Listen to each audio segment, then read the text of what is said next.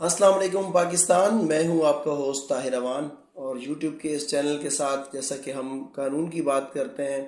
قانون کی بالادستی کی بات کرتے ہیں، تو آج کے اس پروگرام میں آج چونکہ ایک تاریخی فیصلہ آیا ہے سپریم کورٹ آف پاکستان سے، تو ہم اسی سلسلے میں بات کریں گے۔ کیا کسی سویلین کا ٹرائل ملٹری کورٹس میں، فوجی عدالتوں میں ملٹری ایکٹ کے تحت کیا جا سکتا ہے یا نہیں؟ تو ناظرین، اس کے پیچھے ایک بہت بڑا پس منظر ہے، اس کی ایک ہسٹری ہے۔ اگر ہم اس کی ہسٹری کی طرف جائیں تو ہمیں جانا پڑے گا 1951 کی طرف۔ 1951 میں پہلی دفعہ کسی سویلین کا فوجی عدالتوں کے ذریعے ٹرائل کیا گیا تھا یا ان پہ مقدمات قائم کیے گئے تھے۔ تو مشہور شاعر تھے فیض احمد فیض، جیسے کہ آپ کو پتہ ہے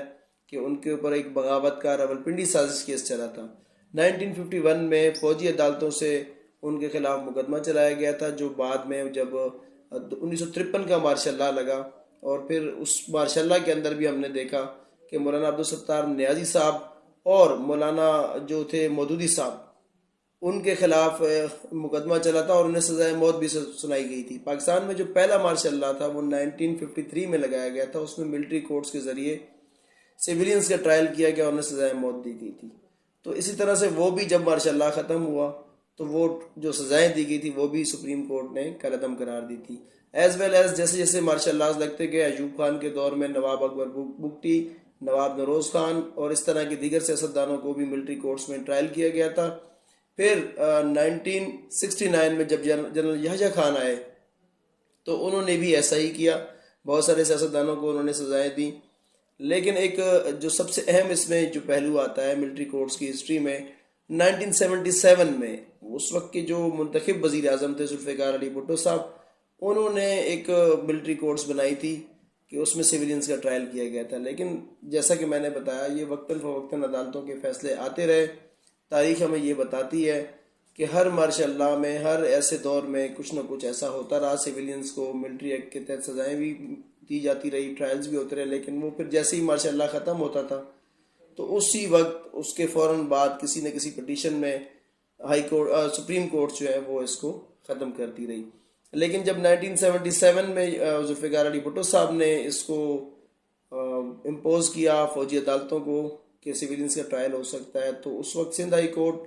اور پنجاب ہائی کورٹ کے فیصلے آئے، جن کی مدد سے ہمیں پتہ چلا ہسٹری پڑھتے ہوئے کہ پھر وہ بھی کالعدم قرار پا گئے تھے۔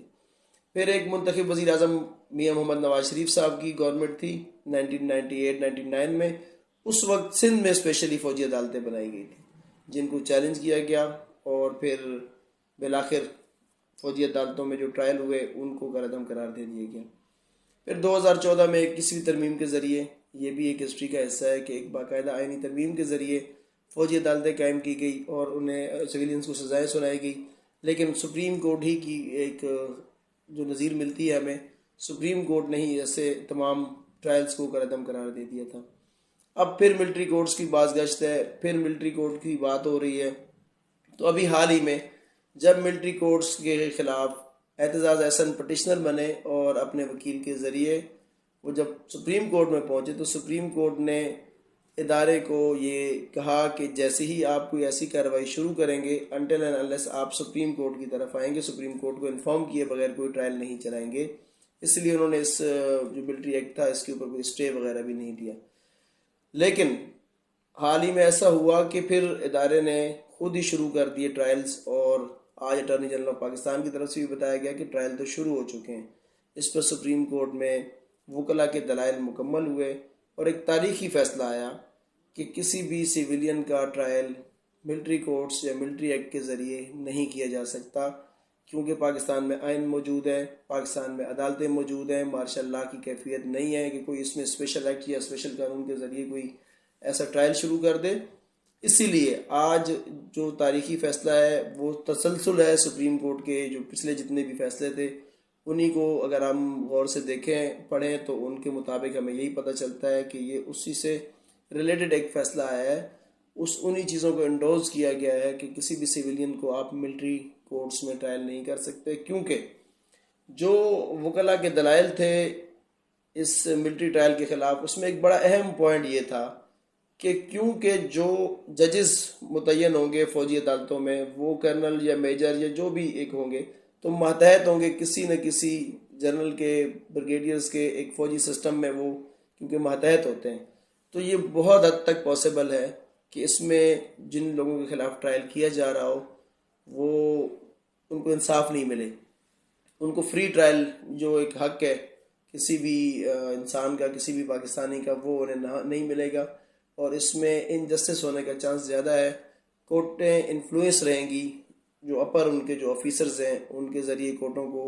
انفلوئنس کیا جا سکتا ہے، کورٹوں پر دباؤ ہوگا اور آزاد کورٹس نہیں ہوں گی. اسی لیے جو کورٹیں موجود ہیں، جو بھی پاکستان میں آئین اور قانون کے تحت کورٹس چلائی جا رہی ہیں،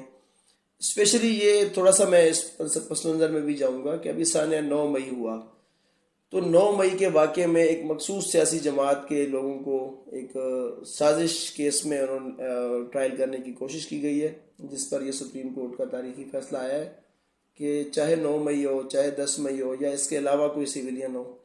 کوئی بھی فوجی عدالت، کوئی بھی ملٹری کورٹ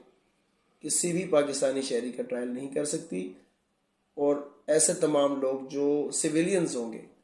وہ سول کورٹس، جو ملٹری کورٹس نہیں ہوں گی، جو کرمنل کورٹس پاکستان میں موجود ہے،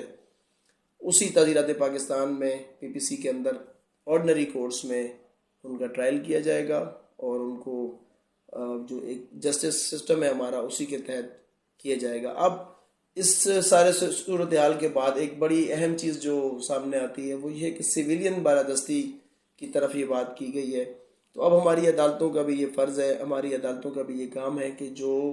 بوجھ ان کے اوپر آیا، جو بار ان کے اوپر رکھا گیا، جو ہماری سپریم کورٹ نے ایک ان کے اوپر ذمہ داری دی ہے کہ کوئی فوجی عدالتیں کسی سویلین کا ٹرائل نہیں کریں گی، بلکہ سویلینز جو بھی ہیں پریزن میں ہیں یا جہاں کہیں بھی ہیں ان سب کو آرڈنری کورٹس میں لایا جائے گا. تو ہمارے ججز کے اوپر ایک بہت بڑا ایک